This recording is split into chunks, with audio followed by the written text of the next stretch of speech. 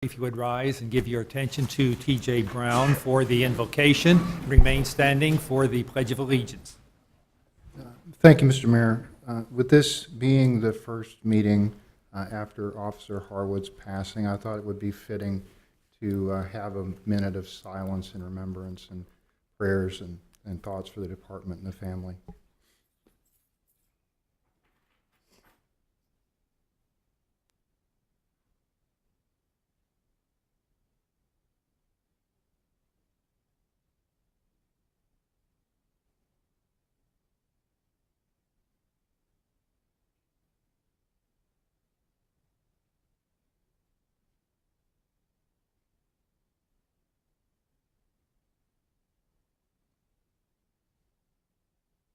Thank you.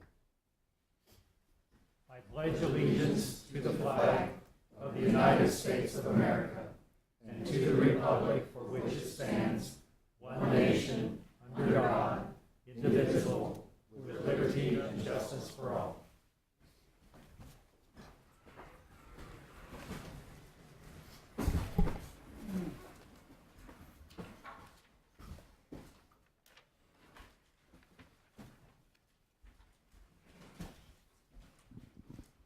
We have two proclamations this evening.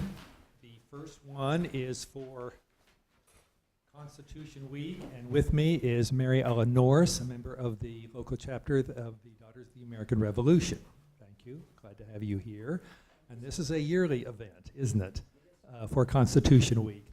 Let's look at the, we'll read the proclamation. Whereas September the 17th, 2014 marks the 227th anniversary of the drafting of the Constitution of the United States of America by the Continental Convention, and whereas it is fitting and proper to accord official recognition to this magnificent document and its memorable anniversary, and to the patriotic celebration that will commemorate the occasion, and whereas Public Law 915 guarantees the issuing each year of a proclamation by the President of the United States of America designating the week of September 17 through 23 as Constitution Week. Whereas the National Society Daughters of the American Revolution, along with our Topeka chapter, work to raise awareness of Constitution Week and encourage citizens to read this great document. And now, therefore, I, Larry Wolgass, Mayor of the City of Topeka, do hereby proclaim the week of September 17 to 23, 2014 as Constitution Week in the City of Topeka, and urge all citizens to reflect on the privilege of being an American with all the rights and responsibilities with that privilege involves. Thank you very much, and I know you have a short segment of the Constitution you're going to share with us. Daughters of the American Revolution are women that can trace their direct descendancy back to the Revolutionary War. At each meeting, we recite the preamble to the Constitution, which says, "We, the people of the United States, in order to form a more perfect union, establish justice, ensure domestic tranquility, provide for the common defense, promote the general welfare, and secure the blessings of liberty to ourselves and our posterity, do ordain and establish this Constitution for the United States of America." Thank you, Mary Ellen. And now if Nicola Zimmerman will come up. She is the collections manager at the Kansas Historical Museum, a pretty significant museum in our community. And we are here commemorating, I know it's Smithsonian Magazine's, it's Museum Day, so it's museums across the country. And we will read this. Whereas the City of Topeka, Kansas supports its rich arts and cultural heritage, and whereas museums nationwide are participating in Smithsonian Magazine's Museum Day Live by opening their doors for free for one day only, and whereas as part of this special day, more than 500,000 visitors are expected to visit more than 1,000 museums across the country, and whereas Topeka is home to many fine cultural institutions that enrich visitors with an appreciation of the city's and state's rich history, and whereas Topeka museums participating in this celebration include the Kansas Museum of History and the Kansas State Capitol, Whereas this is a wonderful opportunity for citizens to appreciate the impact of arts, culture, and education in our community, and now therefore I, Larry Wolgass, Mayor of the City of Topeka, do hereby proclaim September 27, 2014 as Smithsonian Magazine's Museum Day Live. And thank you. And this is great. And the Historical Museum and the Capitol are working closely with the city on tourism since they have so many new things happening. They have a great new exhibit at the Historical Museum. You would say a comment about that. Well, we have a new entrance to our main gallery that opened a couple of months ago, so you'll have to come and check that out. And we have a new exhibit going in right now on the Civil War in Kansas and the soldiers who came to Kansas after the Civil War. It opens October 3rd, so you'll have to come and check that out too. And you have a new gift shop. We have a new gift store, and it has a lot of Kansas products, things made by Kansans and in Kansas. So come check that out too. Thank you. Thank you.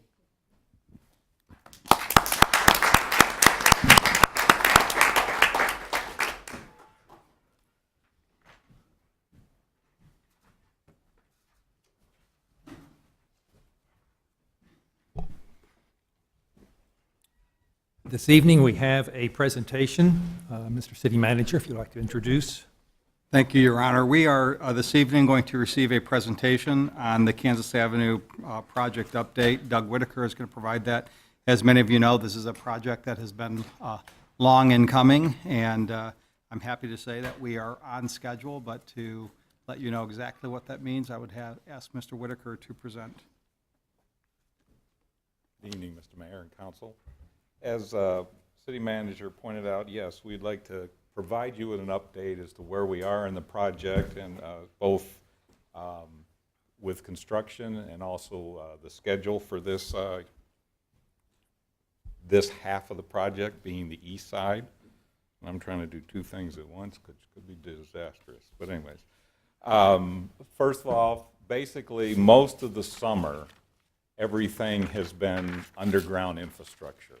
And I know, and I will say, the businesses, the reports I get from the staff that are out there working the project, obviously this is not the most glorious portion for the businesses out there, but we have been working with them, and they have been working very well with us. So I'd like to say, thank you to all of them and for their patience and for their help, and I think encouraging words as we move forward, because this is, kind of rough on them.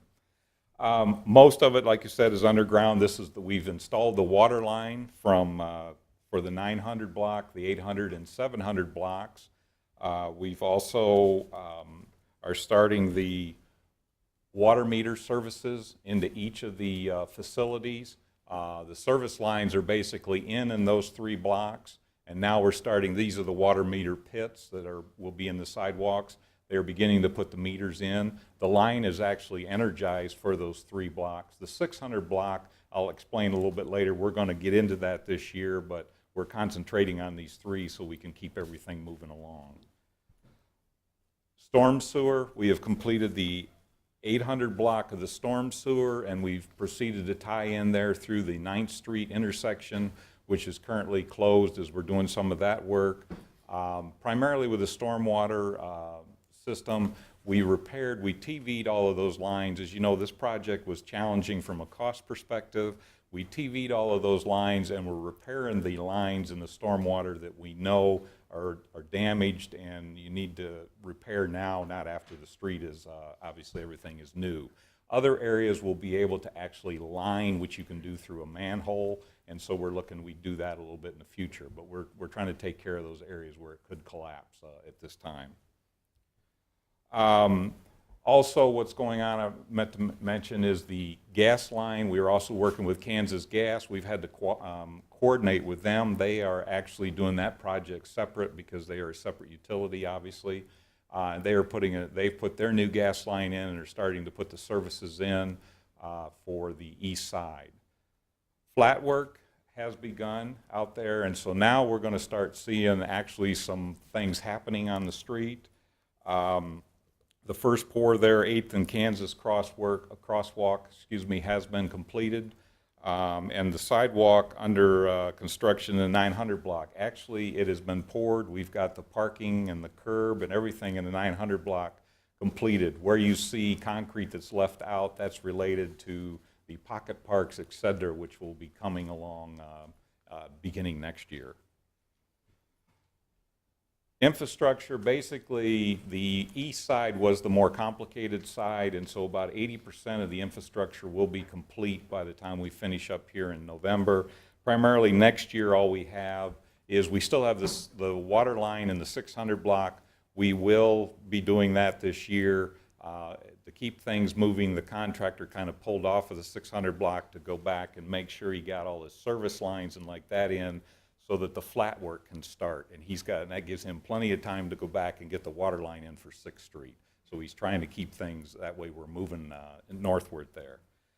Next year there will be some additional stormwater work on the west side, and then Kansas Gas is installing a parallel line on the west side. So that's really the only utilities that we've got next year. The water line will obviously be completed this year. Along with that, as I said, we've had to coordinate with Kansas Gas on their portion of it. We're also working with the DTF, it's the Downtown Foundation, that is handling all of the private funding for the pocket parks, et cetera, and like that. And we're working with their architect and engineer to basically, what I wanted to point out to you, irrigation pipes for fountains, whatever they're putting in, electrical, foundations, footings, everything that would go underneath the sidewalk. We are coordinating with them to install that prior to obviously finishing the sidewalks. So we're not going to come back next spring and then have to cut up the new sidewalks to put in the pocket parks. So we're coordinating that to make sure that will all flow together. Just some other things that we've tried to do working with the businesses is parking assistance. We started out, we provided vouchers to all the businesses down there that gave them essentially just on Kansas Avenue, you got 2 hours of free parking and then you had to move your car. To try to help, since we lost all of the parking on the east side, we provided vouchers through the parking system to the businesses that they can hand out and that will give their patrons 2 hours of free parking in either Crosby or the 9th Street garage. In addition, as we worked through that and worked through with DTI and some of the businesses downtown, we went ahead and bagged all of the meters in the 100 blocks on the southeast side for this year, since it's the east side, and the anticipation would be to then go over to the west side for next year, just to kind of help with, since businesses, again, they can park, or patrons can park on the side street in that 100 block and be able to walk around to the all the businesses up and down the avenue. Communication, obviously that has been a key item for this project, and I'll just say we have not only the project engineer, Stan Myers, but we also have a project inspector out there that is constantly interacting, and we're trying to interact with the businesses as items do arrive, come up out there. There's always something with over 100 years old, 100 years old, utilities, et cetera. We're finding all kinds of things underground. We're having to work through that with, tying in with Westar, other Kansas Gas, or other utilities. And so we are keeping in communication there. I know we're speaking at a lot of, little DTI events like that to keep them updated. I know they're going to speak to the engineers in the morning. So if you want a boring breakfast, come join us. And anything, other areas that they've helped with, I know, they've spoke for the mayor at a couple of items and there. So we're trying to keep that communication out there. 2 items that we have is on Twitter. Stan does tweet as different things happen. It's at Kansas Avenue. The information is out there. And then we also have the website that's here at topeka.org, Kansas Avenue Project.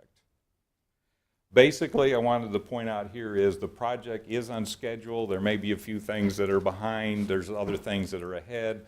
The items I was talking to the contractor today, the items that are behind are the ones he can pick up and catch up on fast. So again, we feel when we get to next November, or this coming November, excuse me, don't want to make people nervous, this November, is we will have basically the east side will be completed, the sidewalks will be in, the pocket parks, in the landscape beds and like that. Obviously, we won't plant trees or any of that at this point. It will be done next spring.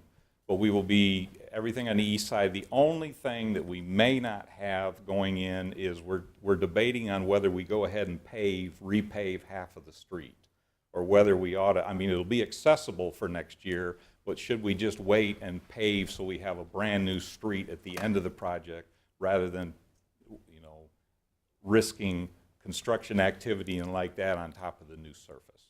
So that's the only thing, but the street would be open when we go into November, the mid-November, which is our target date. The street would be back open. We would have parking on both sides for the businesses through the holiday season. And with that, I can try to take any questions that you might have, and if you get real difficult, I have Stan back here to help me. Thank you. I think that's very helpful to have the update and know what the progress is. And that question, I think many of us are asked about 3 times a day: is the project on schedule? And it is, Yes. to the extent it can be in another area. And your target date, we don't want to pin it down too much, but mid-November. It's mid-November to make sure Mid-November. we're, you know, they can, everything would be back so the businesses are able to go into the, Okay. you know, the traditional holiday, Thanksgiving holiday season. Right, the sidewalks will be done on the east side and parking on the east side, so and that's great. Other questions, comments? Mrs. Hillard? I'll just make a short one, and that would be thank you. Staff's worked really hard. I represent District 1 in downtown. I've spent a lot of time with those businesses before it happened and through this process. It's not something we do very often, so, and they've worked really hard to think ahead and catch things before they came at them. And I think it's great, the smoothness, it's not an easy project. The smoothness that we've had is greatly due to the staff's hard work, as well as to the wonderful attitude of the merchants who've come forward to work with staff and the contractors and have had a really marvelous attitude. So thank you. And just a precaution to everybody, if you haven't gone east-west through 8th Street, and this will happen again, when the bright sign says bump, they mean it. Slow down. Okay, Thank you. Mrs. Del Isla? Thank you, Mayor Wolgast. I just wanted to publicly acknowledge again, Doug, your work with your team, and Stan, you have been phenomenal. I see you downtown walking, talking to all of the merchants. It's just a true testament of what happens when you have proper communication and planning. One of the fears when Ms. Hiller and I were arduously working with the mayor, trying to see if this would be a reality of the merchants was, are we going to be able to stay in business? How is this going to affect us? Of the merchants that started when this project began, all of them I think are still there, or most of them. It's been fun to watch Lupitas take advantage and capitalize on the process and make their own little videos.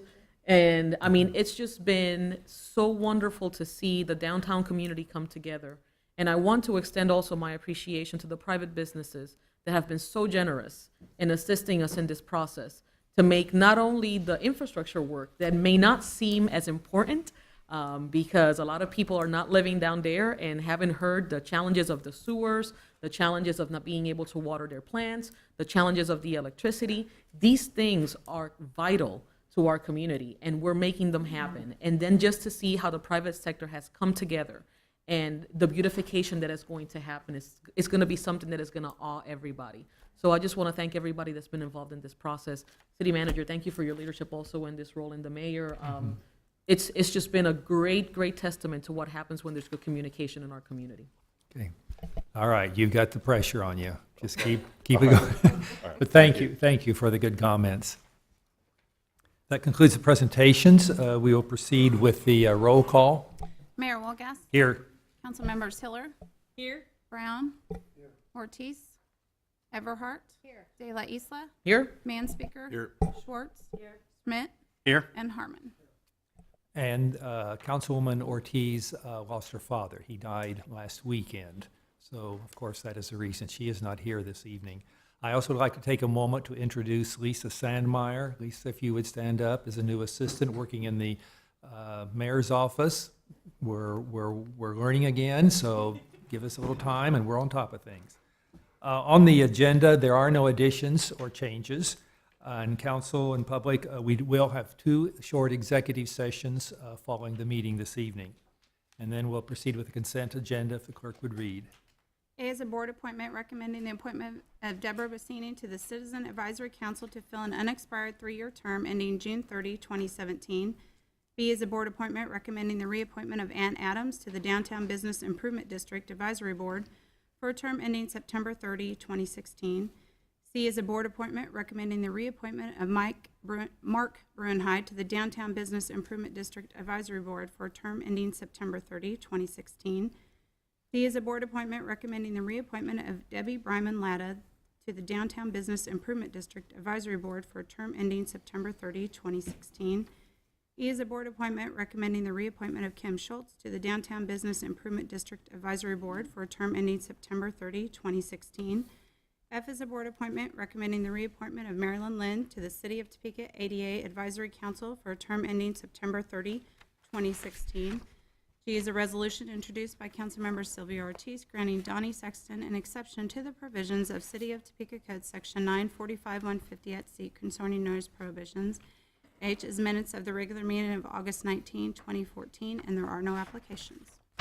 Thank you. Council members, you have heard the consent agenda. What is your pleasure? Councilman Harmon? Thank you, Your Honor. Motion to approve the consent agenda as read. Been moved to, and Councilwoman Delisa seconds.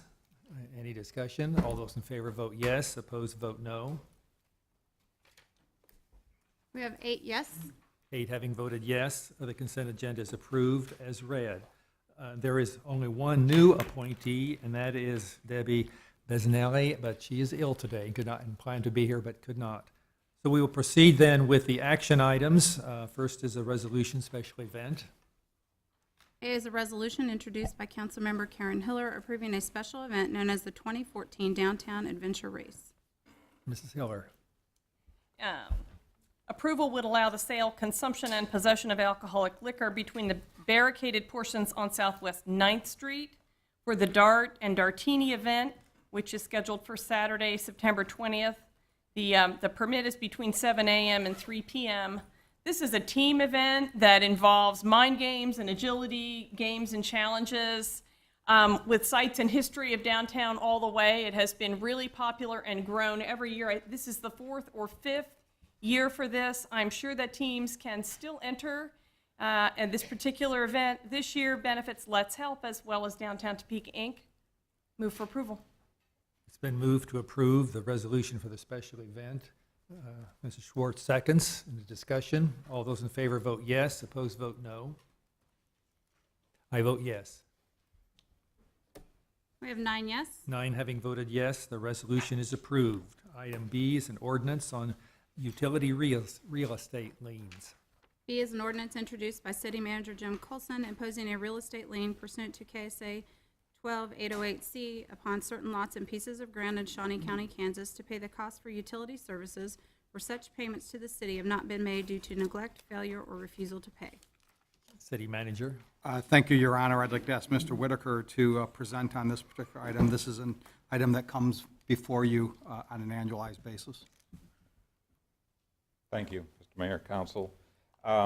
This item is you should have received an updated ordinance and a map tonight, because obviously we have had some that have made payments, so we're starting with running a report as of this afternoon.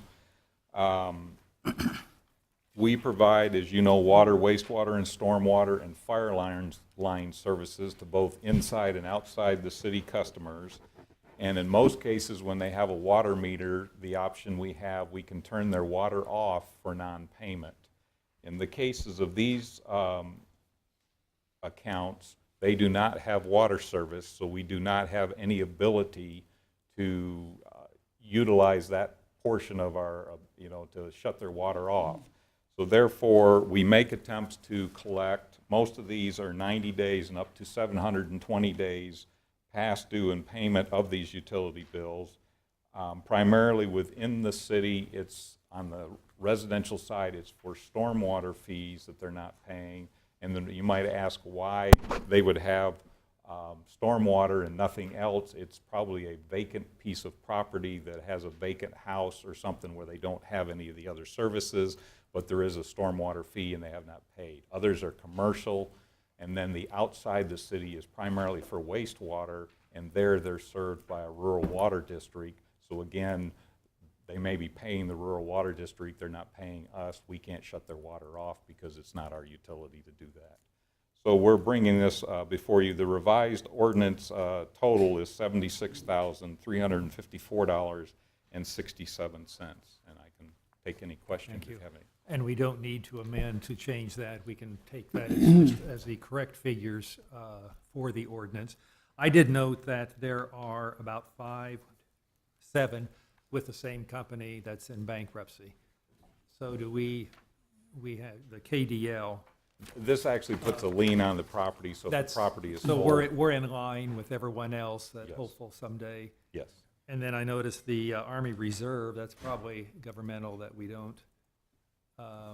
The Army Reserve, They probably have not made a payment on that, so we'll, so that, and then there's 3 501c3s or 4, so they really don't have pay taxes. right, they don't pay. So, They would get specials, I don't know whether they get specialed or not. okay, That would be.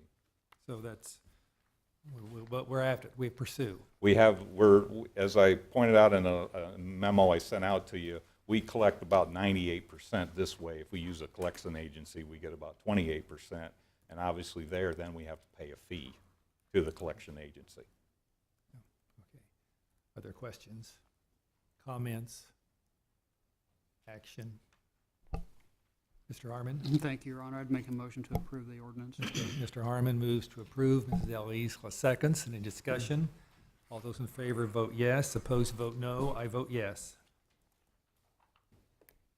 We have 9 yes. 9 having voted yes, the ordinance is approved. Go to item C, the expenditures ordinance. C is an ordinance introduced by City Manager Jim Colson, allowing and approving city expenditures for the period of August 2 through August 29, 2014, and enumerating said expenditures therein. City manager. Thank you, Your Honor. Approval would authorize city expenditures in the amount of $14,698,237.53. Council members, Mr. Schmidt. Mr. Schmidt moves to approve. Ms. Delisla seconds. Any discussion? All those in favor vote yes. Opposed vote no. We have 8 yes. 8 having voted yes, the ordinance on expenditures is approved. I don't believe there are any applications this evening, so we will proceed to the non-action items. Discussion, traffic way project.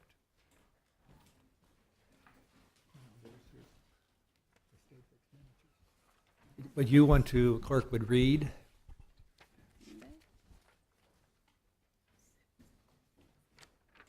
6A is discussion of trafficway improvement project number T701005, Phase 1, which provides for the widening of Southwest 10th Avenue from Southwest Gage Boulevard to Southwest Fairlawn Road, as more specifically described herein. Thank you. City manager. Thank you, Your Honor. I'm going to ask Mr. Whitaker to step up and provide a background on this particular item. This is an item that came forward previously.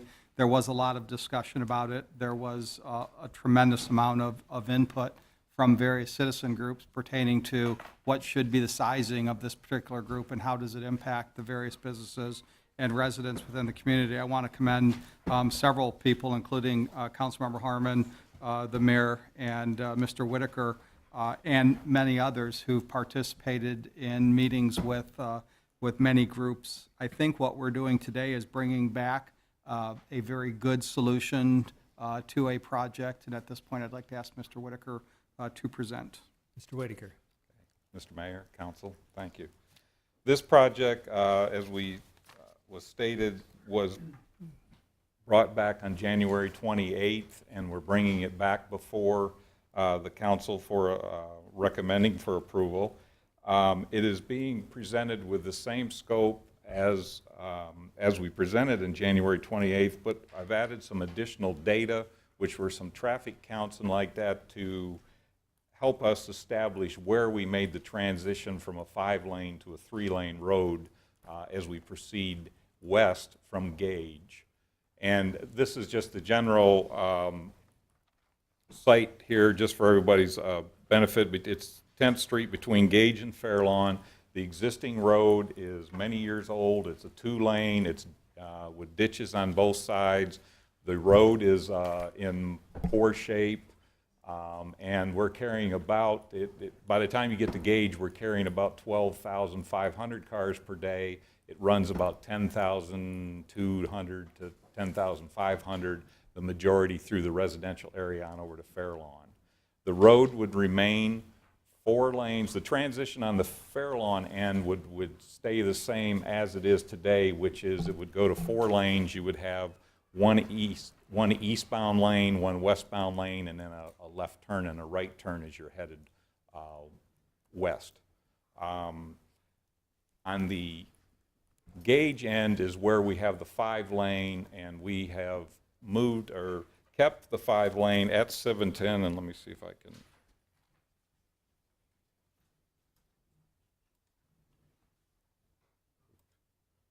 Yeah, there we go. There, this is the Gage end, or excuse me, the Fairlawn end. This shows it the best. As you can see, we have the Civitan, the mouse will there, right there, is where we are making the transition from the 5-lane to the 3-lane, which is roughly right at the end of where all of the commercial facilities are there. There's the shopping center, then there's an apartment complex, and then there is I believe it's an assisted living facility. On the counts, if you saw in the report, the counts dropped as you kept going west, and that was about where it kind of leveled out to about 10,200 or 300.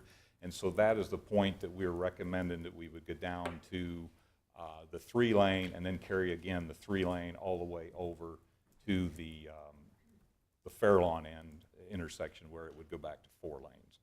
We have met with all of the citizen groups out there. We've had some meetings with the citizens to understand. Some of the request was to move the bus shelter a little further east of where it was, and we've worked on that location that we will move there. We have a 10-foot path, again, just to review, a 10-foot path on the north side of the roadway, which would follow in with the master bike plan that has already been completed for the city. So it ties in with that, and then there would be a 5-foot walkway on the south side of the road. The road, we would add the curb and gutter, so we would get rid of the ditches, et cetera, and provide a standard city curb gutter with 3 lanes down through there. So that's primarily what we've got. A 3-lane, so that you know, is capable of carrying 12 to 14,000 vehicles per day with our percentage of increase for the next 25 years. That gives us adequate growth there because we usually only grow about 0.5%, from vehicle standpoint. So therefore, we're minimizing how much infrastructure we've got to maintain.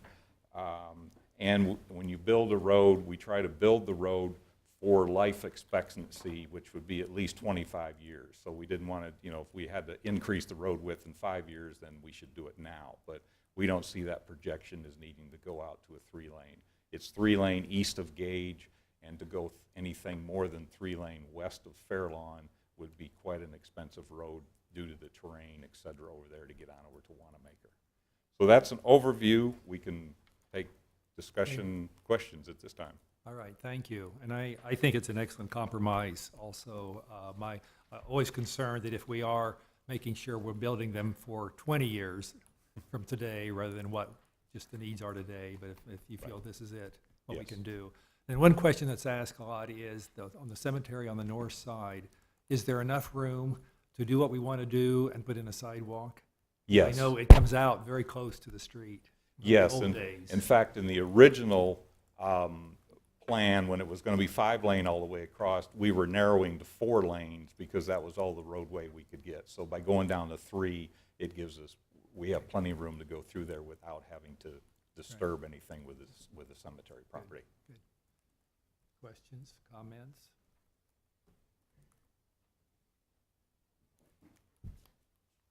Going. Apparently, it's a good job. Okay? Thank you very Thank much. you. Appreciate the, I'm sorry. You've got We 3. have public comment. Oh, So okay. thank you, Mr. Whitaker. You're not done yet. We'll proceed then to the public comment on this item, and the first is Mary Lou Weidenbach.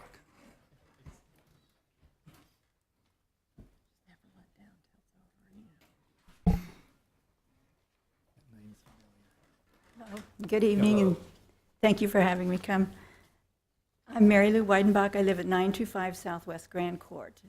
There's one home between mine and 10th Street, so I'm pretty much interested in this, especially since I make a lot of left turns out of Grand Court onto 10th Street. I moved with my husband there and our children in 1976, and I've lived there ever since. I'm arguing that you keep it not more than 3, but it sounds like that's kind of the plan anyway. It's a good neighborhood. I've got to know a lot of neighbors. Everybody's friendly and helpful, and we've all taken turns helping each other out, watching our homes and things like that. And lately, we've had a lot of new young families move in, and they've remodeled houses, they've repaired them, they're keeping them up, they're planting new grass. It's looking very nice. I'm glad to see families with, small children moving in. Even the original Landon home that was moved on Grand Court many years ago has been remodeled, and a young family lives in that home now. So it's looking good. I guess you all have looked at all of the houses there, but there are 7 homes on the south side in the area of 10th and Fairlawn, and 5 homes on the north side. And then there's that cul-de-sac in there that has 4 homes on it. So that makes 16 families that are busy making turns in and out of that area. And in addition, Prairie Road does run one way, and there are 4 houses on there that have to exit on the 10th Street. So that, it will be kind of a traffic problem if we had any more than 3 lanes. Also, Grand Court is the only through street from Westchester to Fairlawn and between 6th and 10th. So we have a lot of traffic that tries to turn out from Grand Court onto 10th Street, from the streets like A Street, 9th Street, West Drive, Prairie Road, and Crest. None of those streets go through, so they depend on either Grand Court or Fairlawn in order to get out. But sometimes it's hard to get out on Fairlawn, so they like to use Grand Court. Gage Park is a big part of our neighborhood, and you have a lot of families going in for everything over there, the pool, the zoo, the rose garden, the carousel, and all of that stuff which we've all enjoyed. If that street was any wider than 3, you would have a lot of traffic, and you'd probably increase the speed, and you're probably looking at more accidents and more problems for people to get in and out. And then there's Lexington Park. I think you mentioned the assisted living area, but there's quite a complex there, and a lot of cars going in and out of Lexington Park. And a good many of them are senior citizens, like me. I go down there to visit friends, and if it's kind of hard right now to make that turn, but if it goes to any more than 3 lanes, it'll be almost impossible to get in and out. And with more traffic and speedier traffic, more they would probably be speeding in that area if you increase the width of the street. Many people drive our streets in city center on their way to and from work. They, and I have too, thought of our streets as the way to get to work, but we are neighborhoods. We don't want a Wanamaker corridor because nobody would want that in their own neighborhood. If you increase the traffic in our neighborhood, it will make it a less desirable place to live. Our neighborhood would run down, the value of our homes would drop, and then we'd probably have to deal with crime in our neighborhood. We have a good neighborhood now, and we would like to keep it that way. Okay, are you completed? I would support a 3-lane street with a center turn lane. Okay, you have to stop because your Okay. time is up. Thank you. Unless you need additional, unless you want to have just some more additional time, which we have to have a motion to approve. No, that's good. Thank you. Okay, I think we understand. You support the 3 lanes. Yes, I would. Okay, thank you very much for your comments. Next, we have David Davis.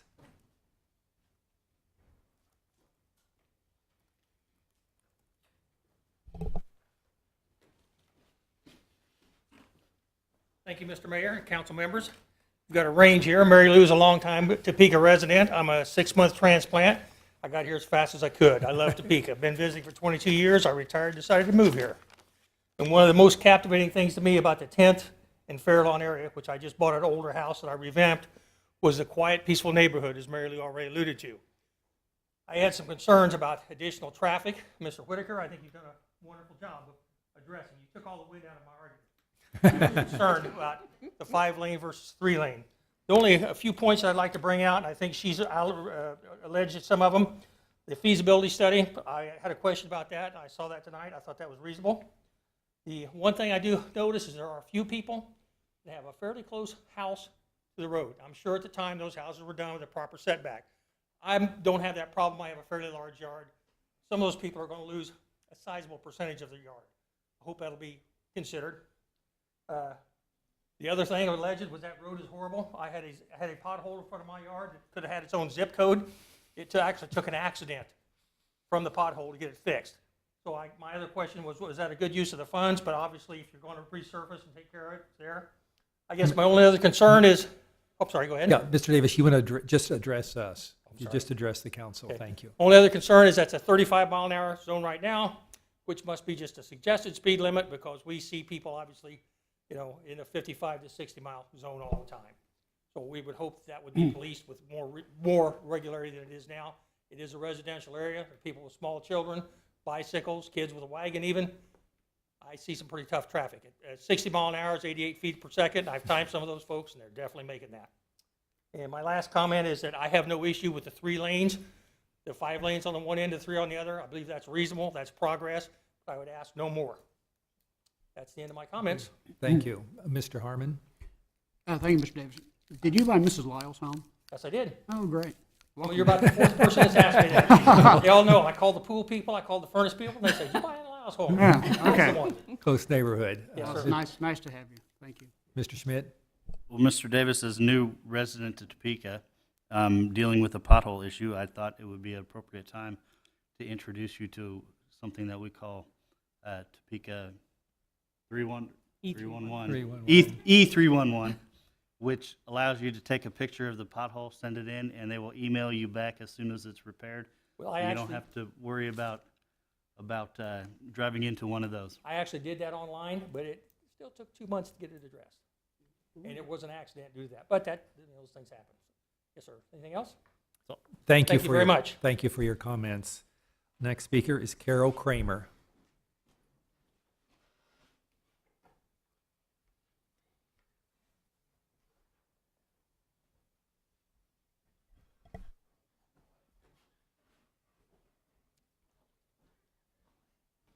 Hi. Hello. Again, like you said, it just kind of took the wind out of our sails a little bit, but I'm here in support of 3 lanes. I live in the 4600 block of Southwest 10th, so I'm in between Fairlawn and Gage. I'm sort of close to the Fairlawn side. Really, to maintain the safety, a sense of neighborhood, a good return on investment, I think 3 lanes makes the most sense. So I really want to retain as much of the neighborhood feel as I can while maintaining that productivity and return on investment and keeping it attractive and green. So again, just kind of reiterating what folks have been saying. 3 lanes is most cost effective, it's efficient, it's easier to maintain.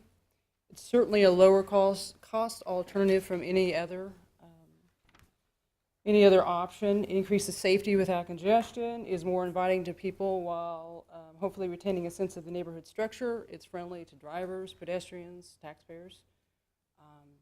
Emergency vehicles can still get through. I hear, I think every week, at least 1 emergency vehicle down the street. They can get right through the center lane with 3 lanes and unimpeded, no problem. Also, a number of children and adults walk, and they cross 10th Street. I know you're thinking about putting the sidewalks in, but still, it won't totally eliminate that. I could bet that.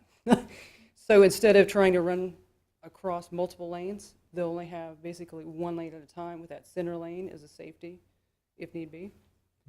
So, yeah, definitely in support of 3 lanes. Thank you very much. Yep. We appreciate your comments. That concludes the discussion on the traffic way improvement, unless the council members have any other comments. Mrs. Hilver? I just have one, and that is that I'm just really pleased to hear these comments. When we started this process, it was at 5 lanes, and at the council level, we were just saying, why should we go to 5 lanes just because we could? do we really need that? And we were looking at money and the cost effectiveness that people talked about, as well as just sort of this imperative to get bigger just because we could, and all those great reasons to keep it much more manageable for safety and speed are good to hear, and I'll certainly support it. Thank you. Thank you. We'll proceed then to announcements. Mr. City Manager. Thank you, Mr. Mayor. So a week ago Sunday was a very bad day for the city of Topeka, and I want to certainly recognize the pain that one of our families, the police department, several members of our community and staff went through. But I also want to point out the fact that from the moment that occurred, and our police department and several other agencies got to work and worked diligently, and I had the opportunity to work very closely, observe Chief Kirk and several of his command staff and members working, and they never lost focus. And we have a professional police department, and even in the midst of a tragedy that was so personal to so many people, they stayed focused, they caught the bad guys, and continued the investigation, and went through the rest of the week recognizing in a very beautiful and a very touching way the life of Corporal Harwood, and supported his family in a way that made me proud.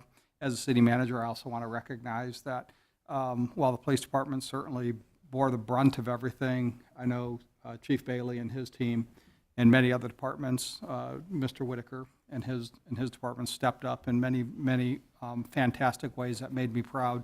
When we talk about breaking down silos, everybody pulled together, and we had many citizens and many citizens and many businesses that stepped forward too. So in tragedy, there's always the silver lining, and it I think gave an opportunity for Topekans to grow closer together, and made me very proud to and humbled to be the city manager of this community. Thank you. Thank you. Very well said. And I would only add, in addition to all of those, is the tremendous outpouring by the community, the city of Topeka. The vigil a week ago Monday night, roughly 400, 500 people there, just coming on their own, gathering outside the law enforcement center. And then certainly the procession last Saturday, the people lining the streets, those of us that went down the procession. It is just such a tremendous experience to see that outpouring of Topekans showing their love, their interest, their concern, appreciation. So to all of those who participated, and certainly those that were lining the streets, thank you. It is appreciated. Councilman Brown. I would just echo what's been stated so eloquently already. Thank you to all our city employees who helped people get through a very hard time, and especially to the citizens of Topeka and the external police departments which came in and supported our police department. Thank you. Councilwoman Everhart. Thank you, Mr. Mayor, and I too would just like to express my gratitude to the community for the outpouring, and I appreciate the hard work that law enforcement community as well as others in such a difficult time. And I think it makes us all proud of our city to know how well we came together. So I also echo that, but I also want to say to remember to keep the family as well as his friends and family from law enforcement in your prayers as we go forward. I was asked by someone in my district to make an announcement, so I'm going to do that, kind of interrupt the flow as far as what's being said, but there's an event going on at Highland Park High School Monday, October 6th at 7 o'clock. The Highland Park High School Theater Group will perform. It's free admission. Starts at 7, October 6th. It's kind of a welcome to the neighborhood because the new Walmart on the east side of town will be opening soon, and the Highland Acres Neighborhood Improvement Association has kind of been the folks in charge of getting this going. So they did want me to ask the community to participate, and you're welcome to attend at the high school and see the theater group. Thank you. Councilwoman DeLisla. Thank you, Mayor Wolgast. it's kind of hard not to echo the sentiments of my colleagues, of the city manager. To say that as a city, we all were stunned, speechless, and that there were a mixture of emotions that we all were encountering throughout this process is a significant understatement. However, in this time of challenge, it was absolutely amazing to see how everybody came together, to see the overwhelming support that the community just gave. It was just miles and miles of citizens just gathered together to respect and honor our police department and our fallen officer and the family. That being said, I think that very much like city manager said, in times of tragedy, there's always a silver lining. However, I think that it is important for all of us to take a look at what our condition is as a city and to have a really big understanding that it is not just up to the police officers to keep us safe. We have to understand that in order for us to have a safe city, we have to be able to have community. And obviously, the city of Topeka knows to do that because we all came together in this time of difficulty. It would be wonderful for all of us to be able to do that. And I know that there's a lot of efforts going on. We have amazing NIAs that gather on a regular basis to discuss what challenges are happening in their neighborhoods. We have wonderful organizations that are coming together, such as Safe Streets, such as NetReach, that are doing wonderful things in our community to try to change the landscape of what we're facing. But we all need to understand that these things that are happening that we consider atrocities are nothing but a symptom. They're a symptom of a much greater problem. They're a symptom of hunger. They're a symptom of need. They're a symptom of families that are broken. They're a symptom of families that are working extra hours without able to be in there for their children, children going ahead and looking for gang members that are going to provide them support. And it doesn't happen all the time, but it happens when we don't step up and we're not the mentors of these kids. And when we're not standing side by side families that have needs. And anger builds up. And if we are not able to look at our neighbor and provide love and support on a regular basis, we will see much more tragedies occurring. So my call to all of you tonight is for us to take a look at what we all can do on a day-to-day basis, not just on a tragedy basis, but on a day-to-day basis to express kindness to everybody. All of us are fighting a battle. It would be so much easier if we all were kind to each other. And I assure you that more than likely, if we do that and if we take care of each other, we would also take care of our officers in that fashion. So I want to say thank you to the city of Topeka. It was wonderful to see a full council showing on the vigil.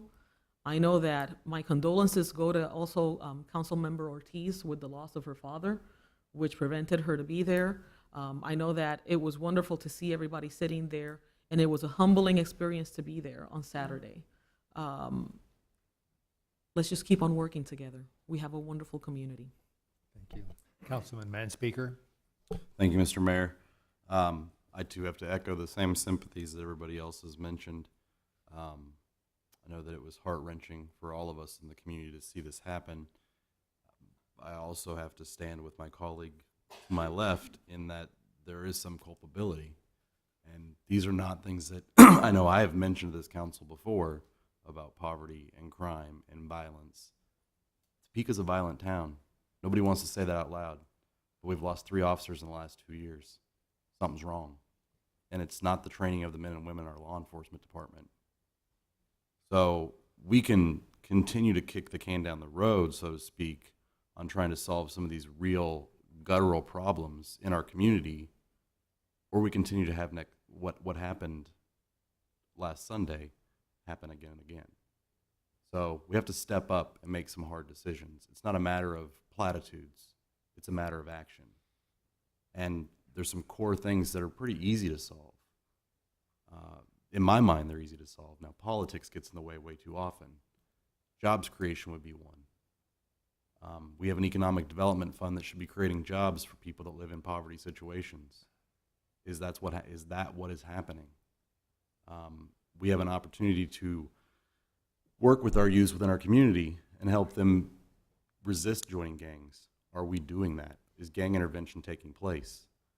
There are lots and lots of groups that do lots and lots of things, but I've also met lots and lots of groups that like to have meetings and like to talk about ideas, and they don't like to take action, because action means actually going out and doing work. So I would just encourage our community to pick themselves up from what has taken place in this last week and a half within our community and find a new direction and accept a challenge that we can change, that we don't need to be a violent community, and that we can make a difference and an impact in lots of people's lives that we don't even have the understanding of how that plays out in the future. And that's all I have to say. Thank you. Okay, thank you. Councilwoman Schwartz. I too want to echo the sympathy. I received an email this afternoon from one of the police department staff, Bev Hawley, about there's two businesses on Wanamaker Corridor that are raising proceeds to the Harwood family. And Papaquino's till tonight closing is dedicating some of their sales. And then on Friday, Freddy's Custard and Steak Burgers is also dedicating 15% of their sales to the family. So I hope that Topeka comes out and supports that also. It's been a long time since we've met before, so I had a lot of meetings. I wanted to mention that Bill Fyander had a meeting about the planning, the smart growth, and land use, and those meetings have been rescheduled. And I attended the first one, and it was very educational, and I would encourage the public to attend either one at 2 p.m. on September 8th or 6 p.m. on September 8th. The 2 p.m. is at the library, and September 18th, I'm sorry, yeah. And 6 p.m. at the Fellowship Bible Church. So see if you can get out to that. Also, last week I was involved in the bike count, and volunteers were needed. I sat at 29th and Fairlawn for 8 hours that day to count pedestrians and bikes, and it was a good experience. So we do need volunteers to do that bike count every year. I also attended the Heartland Healthy Neighborhood meetings, and those are the second Monday of every month out at Avondale East. And I was so astonished at how it has grown. There's a lot of interest in our health and our community. And of course, the largest workout for Shawnee County was held on September 11th and had a good turnout for that. And last thing I did this last week was to be involved with the Wellness Committee for our city employees. And I can say that Jackie Russell and her staff are really doing a good job. And our health insurance premiums hopefully will be decreased for the city next year. So I appreciate all that effort. Thank you. And just to clarify, the land use meetings are this Thursday, the 18th at noon and in the evening. Right, okay. Thank you. Councilman Schmidt. Thank you, Mayor. I would also like to extend my sympathies to Corporal Harwood's family, both his personal family and his police family. I would like to extend a special thank you to Interim Chief Kirk for all he did during this tragedy. He handled it with grace, and it was truly moving to see how he brought his department together and the city of Topeka together behind this. And I really appreciate everything that he did for the city. The police department as a whole was wonderful in supporting the family and in receiving the support from the community. I would also like to thank the other departments within the city who stepped in to help with everything from blocking off streets during the procession to, I know there was a room offered for roll call for the other police departments that were in town. I would like to extend a thank you. I'm not sure how many people are aware of this, but on Saturday, our streets were largely patrolled by law enforcement agencies from outside of town that stepped in and helped us out. I know I saw a Lawrence police officer patrolling my neighborhood that evening, and so there were other communities from all over the state and the region that stepped forward to help in this, and I would like to say thank you to all of them. And once again, just my sympathies to Officer Harwood, Officer Harwood's family and the Topeka Police Department. Thank you. Councilman Harmon. Thank you, Your Honor. I too want to join with the rest of you in keeping the Harwood family and friends in my thoughts, and ask that you continue to lift them up in prayer as the poignancy of Jason's loss becomes ever more acute as time goes on. Mayor, I wanted to thank you for your comments at the funeral on Saturday. I thought they were genuine and healing, and I appreciated your comments very much. As others have alluded, events a week ago Sunday prompted one of the darkest chapters in our city's history, much like the same dark hour 21 months ago. Despite that darkness, the heart of this city government and the heart of this community shine brightly. And I was very proud of everyone's role. And finally, I do want to ask that we keep Councilwoman Ortiz in our thoughts as she deals with the sad death of her father. Thank you, Your Honor. Thank you. Councilwoman Hiller.